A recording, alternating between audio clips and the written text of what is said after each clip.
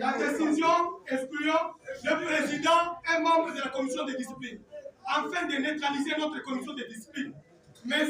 Emmanuel Moulumba Kalonji, membre de la commission de discipline, écarté et débauché pour créer une autre commission de discipline en dehors de la CDP avec notre papa Wamprenda. La décision est là, déjà été appliquée. Protégé par le même secrétaire général. Je parle avec de preuves.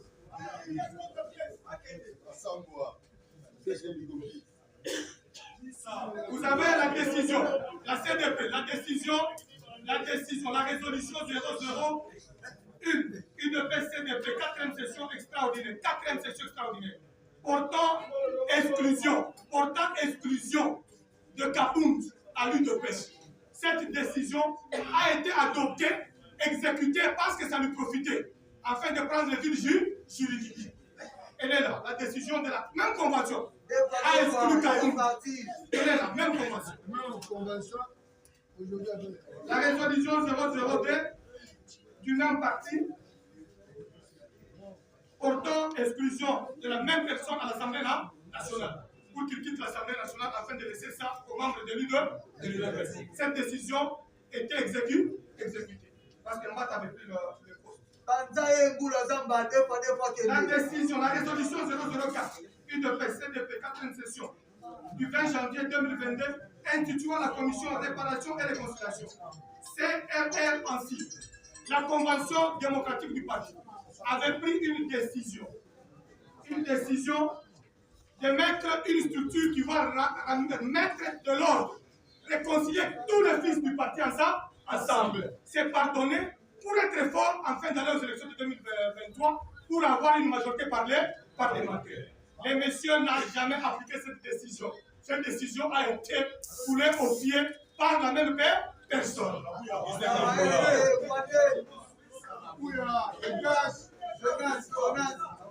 La décision de monsieur lui-même est là. Décision 003 UDPS CDP 4e session. Portant élévation d'un secrétaire général du parti. On a exécuté ça parce que c'était son avantage. On est ramené un secrétaire général. Ce n'est pas le président de la République qui l'a fait secrétaire général, c'est la convention démocratique. Parce que le président avait laissé toutes les structures normales pour que ça puisse évoluer démocratiquement. En tant que frappé par l'article 96 de la Constitution. Donc, par contre, c'est la Félix Tshisekedi Likambote, à Salaki Moussala Naye, Yakobongisa Nyonso et Tali, l'égalité, il n'y a pas. Mais Bakobo a dit qu'il y a pas ici par résolution Nyonso, la grandi, il y a.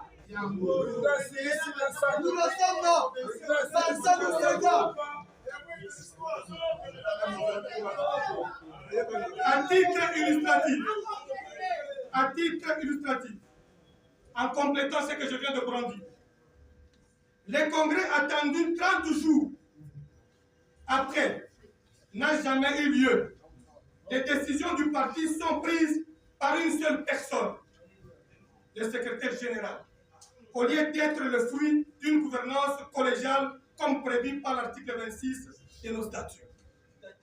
Les dysfonctionnements du parti, les dysfonctionnements internes de l'UDPS a eu des conséquences graves et inquiétantes, affaiblissant non seulement le parti, mais définissant également son image et son efficacité en tant que parti au pouvoir. Cette crise organique a plongé l'UDPS dans une situation préoccupante aux répercussions multiples et incalculables. Un parti paralysé, le mépris des compagnons de lutte, la personnalisation et la concentration excessive des pouvoirs dans les mains d'une seule personne et la prise de décisions de manière unilatérale, sans consultation ni en collaboration avec les autres membres et organes du parti, sont autant de mots qui ont engendré une paralysie complète du parti et rongent son fonctionnement et son envergure chaque jour. Cette situation a entraîné une désorganisation et une inefficacité générale, affectant gravement la capacité du parti à fonctionner de manière cohérente et démocratique.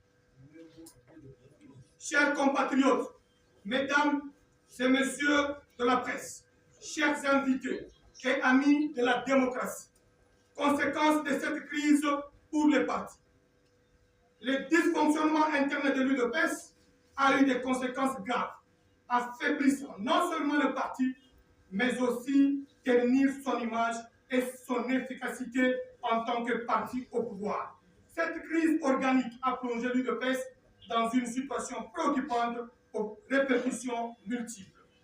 Perte de confiance et de cohésion, l'incapacité à tenir des réunions régulières, à consulter les membres, à respecter les processus démocratiques internes, à créer une crise de confiance au sein du parti et parmi ses alliés. Les antivaleurs ont trouvé refuge au sein d'un parti qui, paradoxalement, avait fait de la lutte contre le fléau minant la société congolaise son cheval de bataille. Cet état de choses a contraint bon nombre de combattants, tout en demeurant dans leur cher parti UDPS, à se désintéresser de ces activités, plus de participation aux réunions, à la base, dans les cellules et dans les sections. Infiltration des opportunistes. Dans ce désordre organisé, le clientélisme, le népotisme ont élu domicile au sein du parti. Des opportunistes et situationnistes, hier détracteurs patentés de l'UDPS, du feu président du parti et de l'autorité de référence devenue ange parce que président de la République aujourd'hui, se sont taillés et se taillent encore la part du lion en accédant à certains postes et mandats revenant à l'UDPS au détriment, voulais-je dire, des ayants droit. Faut-il souligner que, inconnus dans les rangs de l'UDPS, ces profiteurs ne connaissent même pendant leur exercice, leur fonction, ni l'hymne du parti, ni un seul slogan du parti, qui sont les leitmotivs qui allument et maintiennent la flamme du parti et des combattants lors d'un engagement combattant. Il y a lieu ici de se poser la question sur la responsabilité managériale de leurs recruteurs. Des hommes politiques, souvent sans lien avec les valeurs et l'histoire de l'UDPS, ont pris des positions de pouvoir. On observe l'arrivée de nouveaux membres issus des anciens régimes, mobutistes et kabylistes, nommés à des postes de responsabilité. Cette situation,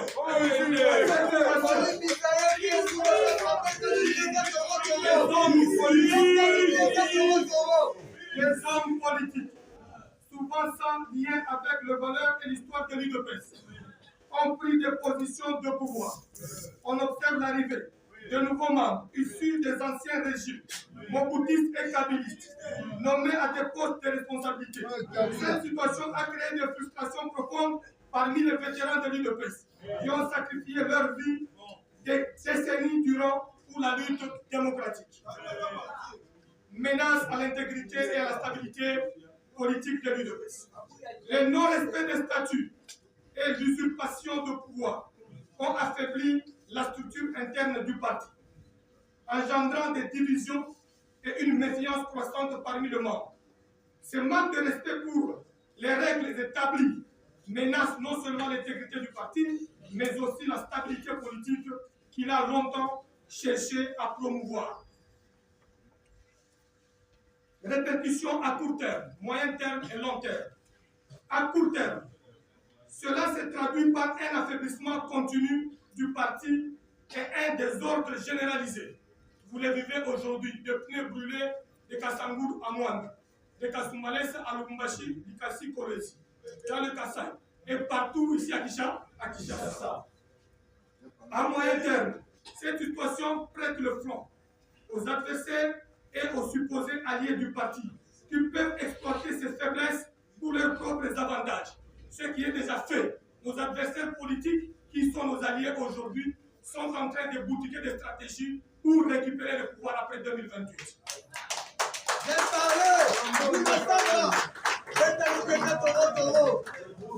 À long terme, les conséquences pourront être la disparition pure et simple de l'UDPS et l'effacement de la mémoire collective, aussi l'ignorance par la postérité du rôle joué par les précurseurs et pères de la démocratie en RDC.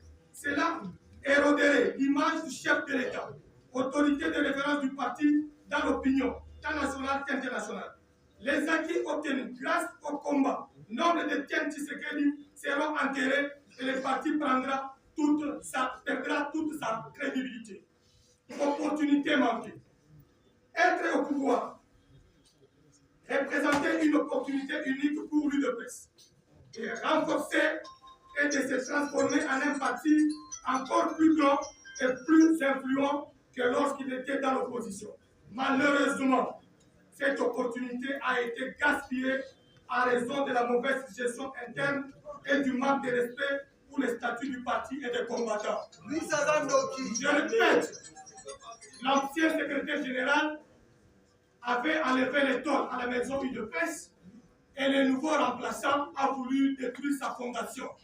Mais Ekenge va combattant est stoppé.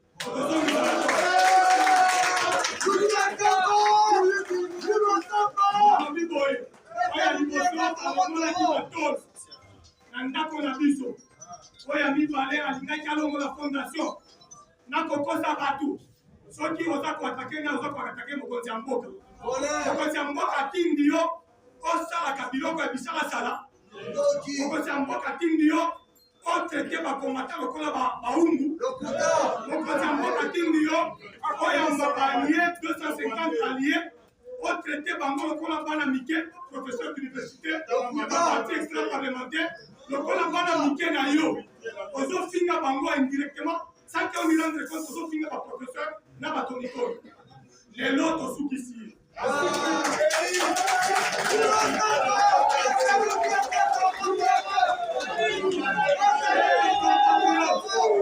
Chers compatriotes, mesdames et messieurs de la presse, chers invités et amis de la démocratie, piste de solution à la crise au sein de l'UDPS. Pour assurer sa survie et retrouver sa grandeur, l'UDPS doit prendre des mesures immédiates et concrètes en urgence.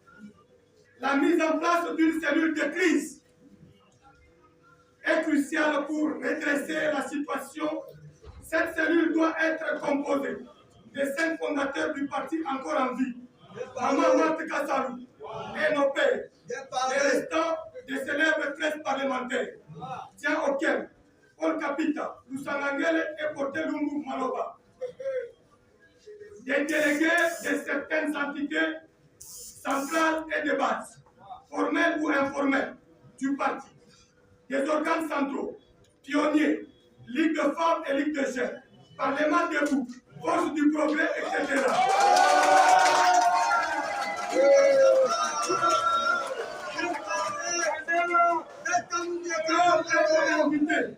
Peuvent être invités dans cette cellule. La mission de cette cellule est d'une durée de 30 jours. Comprendra 3 volets principaux comme mission. La première mission, le rétablissement d'une gouvernance collégiale et démocratique. Deuxième mission, cadre de réconciliation et d'unité. Et troisième mission, convocation d'un congrès extraordinaire en urgence.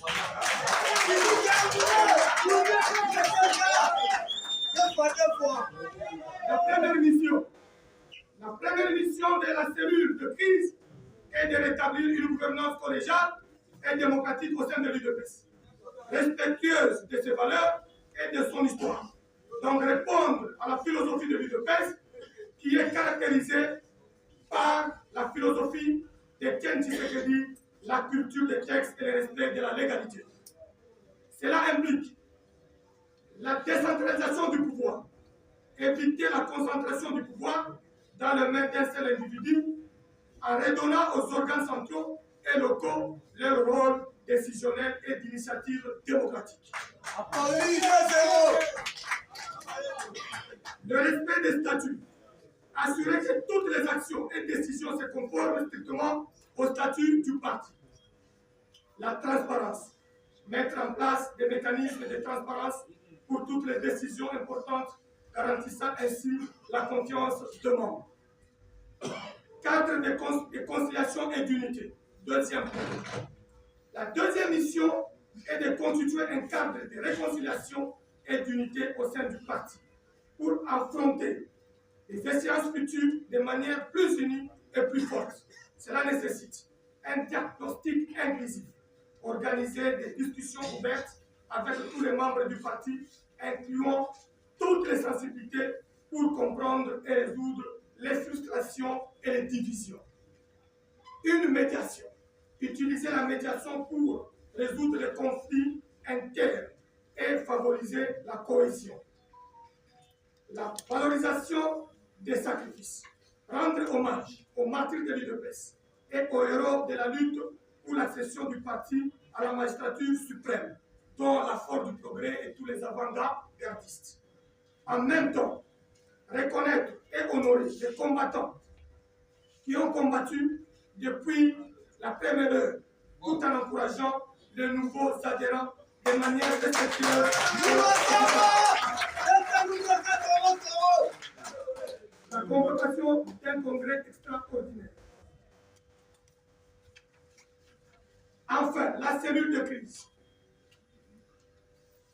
doit aider la convocation d'un congrès extraordinaire pour initier une réforme profonde et un retour strict au respect des statuts du parti, dont l'objectif de la révision des statuts, réviser et si nécessaire amender les statuts pour les adapter aux défis actuels tout en respectant les principes fondateurs. L'élection d'une nouvelle direction du parti, élever le président Félix Tshisekedi au rang de président du parti, les désigner autorité de référence et élire une nouvelle direction politique du parti conformément au texte. La planification des stratégies. Développer une stratégie claire pour les futures échéances politiques en s'assurant que le parti est préparé et uni. Chers compatriotes, mesdames et messieurs de la presse, chers invités et amis de la démocratie, avant de clore mon propos de ce jour, je tiens à adresser mes plus vifs encouragements à tous ceux qui ont eu le courage de dénoncer l'arbitraire instauré au sein de notre parti. Face au secrétaire général, premier responsable de cette crise, dont la gravité des fautes mérite la saisine de la commission d'audit et de la commission de discipline du parti. Et le cas échéant, devant la justice en cas de détournement ou d'usage abusif des fonds du parti. Votre encouragement et votre détermination à défendre les valeurs fondatrices de l'UDPS sont exemplaires. Je salue particulièrement la déclaration politique du 11 juillet 2024 de la présidence de l'UDPS Tshisekedi portant retrait de confiance placée à la personne d'Augustin Kabuya Tshilombo en sa qualité de secrétaire général du parti, par les secrétaires nationaux, membres de l'exécutif national de l'UDPS. Votre désaveu du secrétaire général rencontre la volonté de la majorité des combattants. Continuez à vous battre pour la justice et la démocratie au sein de l'UDPS. Seule la lutte libère. Nous lançons aussi un vibrant hommage à tous les compagnons de la liberté qui ont défendu le texte depuis la mort du fait Étienne Tshisekedi Wamoulouba d'heureuse mémoire. Je cite tous les combattants de la Force du Progrès, où je fais hommage à Jekobea, à Mukato, à Seba, à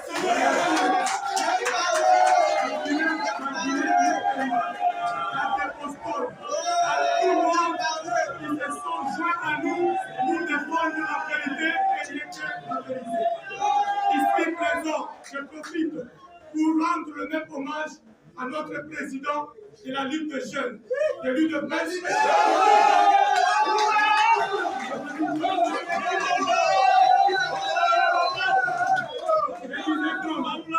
Je profite pour rendre hommage à notre président de la Ligue des jeunes de l'UDPS et président national de la Ligue des jeunes de l'Union sacrée de la nation pour son courage. Je ne voudrais pas de citer personnellement un des secrétaires généraux qui ne nous avait pas compris en son temps mais qui a fini par nous comprendre. Et je demande à la salle d'applaudir pour le courage du docteur Etienne Ilongo.